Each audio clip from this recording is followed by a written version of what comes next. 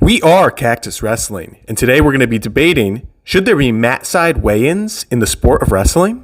So one rule I'd like to see, and I think would help cut down on weight cutting a ton, is have them weigh in directly before they step on the mat. So like have the scale literally next to the mat. Shoes are accounted for, singlets accounted for. You get 2.5, 3 pounds, whatever it is, as kind of a standard plus or minus. You weigh in, step on the mat immediately.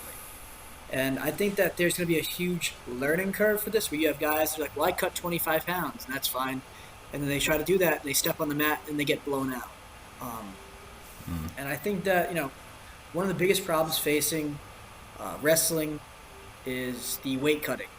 That's the biggest stigma that a lot of kids have with wrestling. A lot of parents don't like that.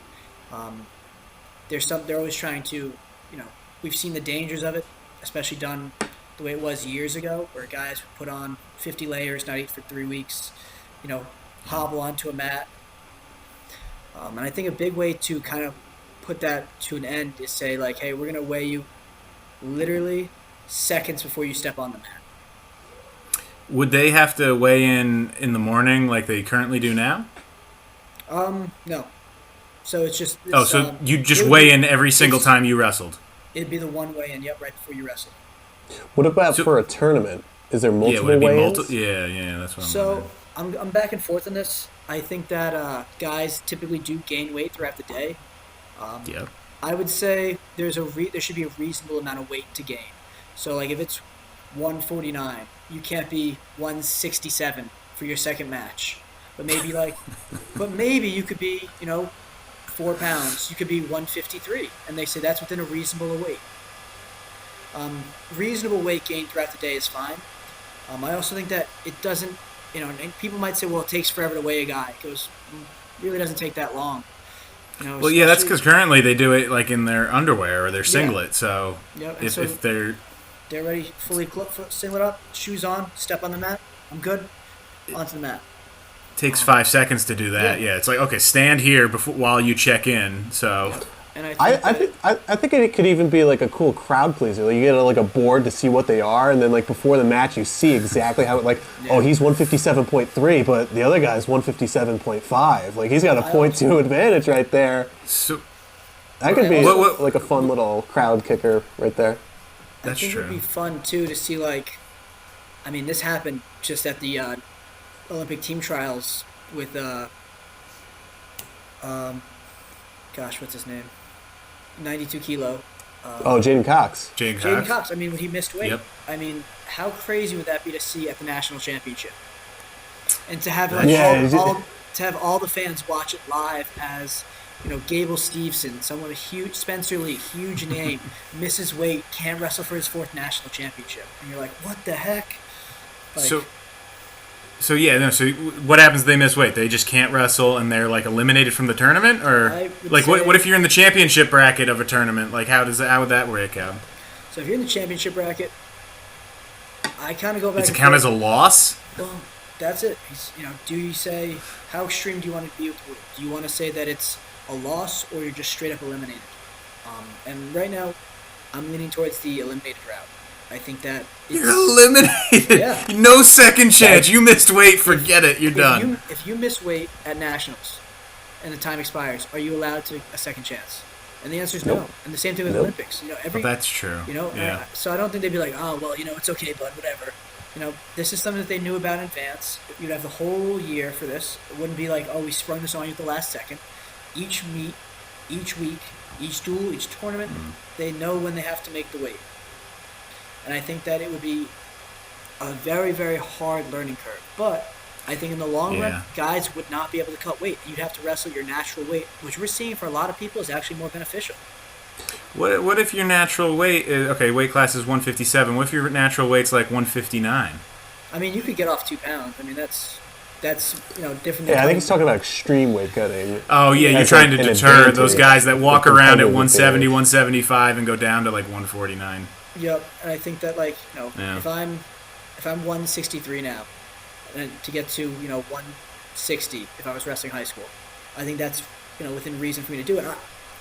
Yeah. You know, who's to stop me from trying to get from 170 to 145? I mean, if I could do it, that's awesome.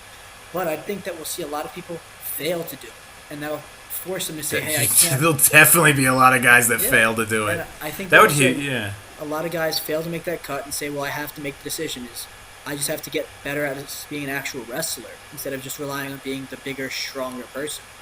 Yeah, and Bo Nickel just said something on this when he went up to 197. He wasn't cutting weight at all. I think he was like 192, 193 going into NCAA's because he just wanted to focus on his wrestling instead of the weight. But here's my question: do you think there would be a negative impact on the wrestling because maybe throughout the day, like they still have to maintain their weight for the guys who are still trying to cut weight to some capacity?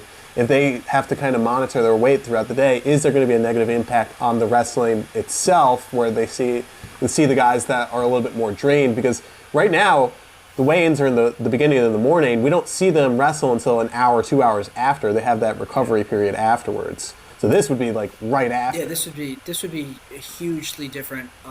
I think that you would see an impact on the wrestling. And I think for the first year, it might be a negative impact, and there would be pushback.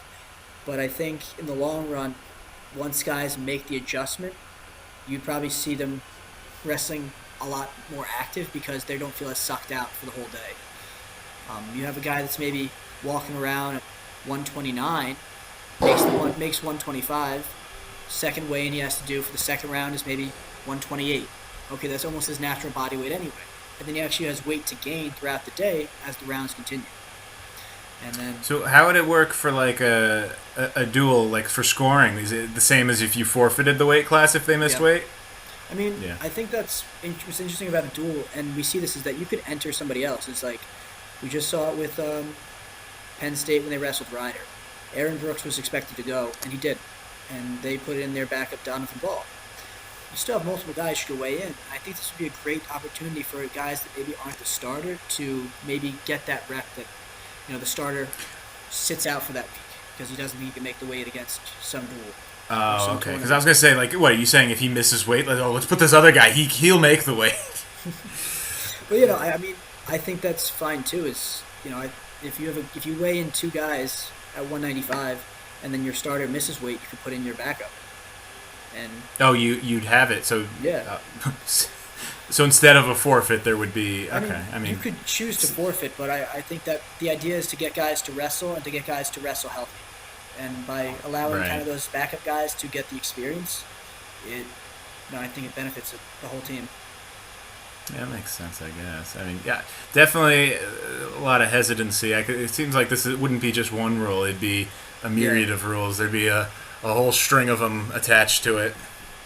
Yeah, I mean, there's definitely a lot that has to be worked out still. But I think it would be a good starting point. Cool.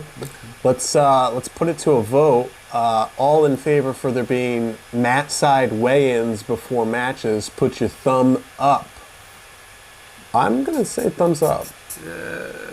Hesitant, but I'll lean towards up. Mike's, and I think this like could be like halfway. the branching off point for other sports like boxing or MMA, where like you see these guys years after they're removed from the sport, where they're just like talking so negatively, like it's not sustainable to have a lifestyle like that.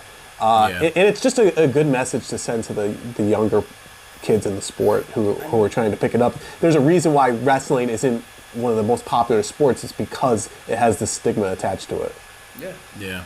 100% agree. And I think we see it a lot with MMA, especially because they have a 24-hour weigh-in.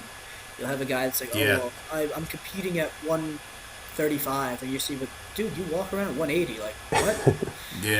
And I'm not sure if you guys are big MMA fans, but I've seen a lot of guys pass out after, as soon as they step off the scale and they get the IV in them to hydrate them for the next 24 hours. And you say, well, this is not a healthy sport. That's not sustainable. That's not how it should be done. Yeah. Yeah. I mean, you don't want to promote that. How do we combat that and without getting rid of the sport itself? Thanks for watching. We are Cactus Wrestling, and we'll see you next time on our next video.